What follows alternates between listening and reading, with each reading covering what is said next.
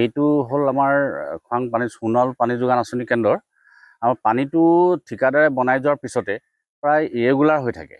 বিশেষকৈ যোৱা বছৰত ডিচেম্বৰৰ 18 তাৰিখৰ পৰা এইটো সম্পূৰ্ণ মানে কাৰেণ্টৰ ওপৰত দিবলগীয়া হৈছে। তেওঁলোকে ওপৰৰ যিটো ৰিজাৰ্ভৰ পৰা ওপৰলৈ হেড অফ বুলি কয় হেৰি উঠাই তালৈ উঠাব নোৱাৰে পানীটো, আৰু সেইটো সময়ত যদি পানীটো উঠাই দিয়ে তেতিয়া তেওঁলোকে যিকোনো সময়ত দিব পাৰে।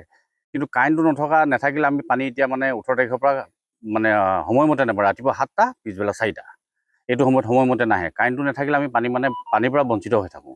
আৰু শুনিছোঁ ইয়াত খবৰ খাতি কৰি চুইচ ভেল্ভ আদি কৰি মানে কিবা বেয়া হৈ আছে মেচিনেৰী বস্তু, সেইকাৰণে তেওঁলোকে মানে পানীটো ওপৰলৈ উঠাব নোৱাৰে।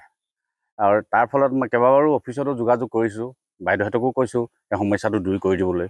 তেওঁলোকে কয় হয় কৰিম, কিন্তু পাছত দেখিছোঁ সময় যায় মাহ যায় তেওঁলোকে মানে একো এটা ইয়াত আহি ব্যৱস্থা কৰি নিদিয়ে। সেই গতিকে আমি আজি মানে অতিষ্ঠ হৈ ইয়ালৈ আহিছোঁ তেওঁলোকৰ চাবলৈ স্কিমটো আকৌ এবাৰ কি হৈছে কি নহৈছে বুলি। গতিকে আমি তেওঁলোকক ক'ব বিচাৰোঁ জল জীৱন মিছনৰ আঁচনিৰ আণ্ডাৰতে এইটো বস্তু হৈছে। এই চাইনবোৰ্ডখনো তেনেকৈ আছে। গতিকে আগতে শুনিছোঁ ইয়াত মানে কামবোৰ বৰ পুৰণা বস্তুৱে লগাই থৈ গ'ল, ভাল বস্তুবোৰ নলগালে তেওঁলোকে নতুন বস্তুবোৰ ঘঁহি ফিট হৈ গ'ল, পুৰণা বস্তুবোৰৰ ওপৰতে ৰং ঘঁহি থৈ গ'ল।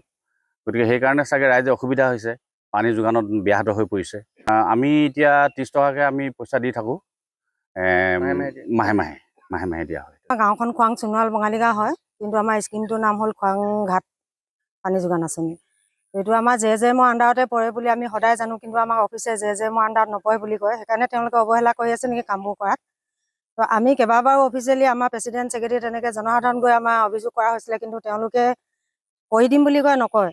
তাৰপিছত আমাক সেইদিনাখন মে' 15 তাৰিখে আমাক ব্লকলৈ মাতিলে। আমি ব্লকলৈ গ'লোঁ কেইবাজনো লোক লগ লাগি।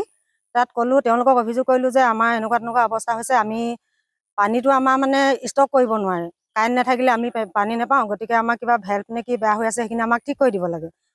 আমি অলৰেডি যি ধৰণে আমাক অফিচে কাম কৰিব কৈছে আমি কামবোৰ কৰি আছোঁ। আমাক পইচা কমিটি গঠন কৰিলে, ইউজাৰ কমিটি গঠন কৰাৰ পিছত আমি বেংক একাউণ্ট খুলিলোঁ, পইচা তুলিলোঁ, পইচা তুলি আমি ডিপজিটো কৰিছোঁ।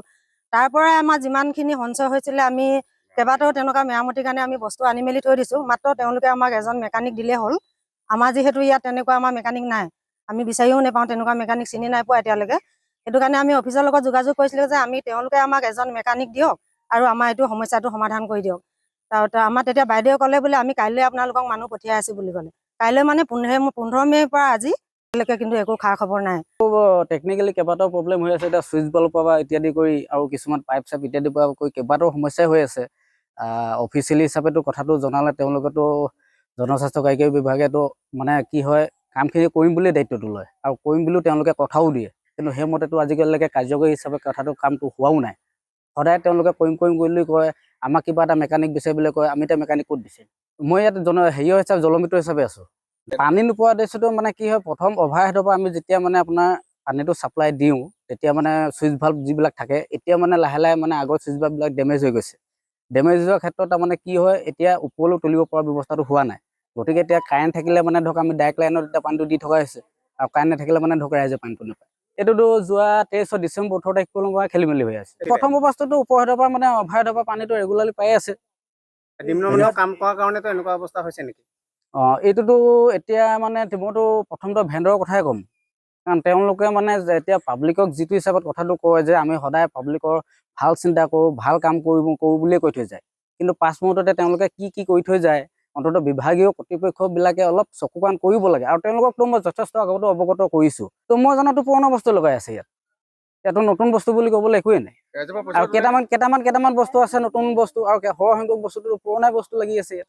ৰাইজৰ পৰাটো এতিয়া আমাৰ কমিটিয়ে মানে মাহে 30 টকাকৈ এজনৰ পৰা তুলিছে, আৰু মাহে দিও আছে। সময়মতে পানী পোৱা নাই বুলি আকৌ তেওঁলোকে জনায়ো, আৰু সময়মতে পানী ক'ৰ পৰা পাব? আগততো পাই আছিল, এতিয়া কিন্তু পোৱা নাই।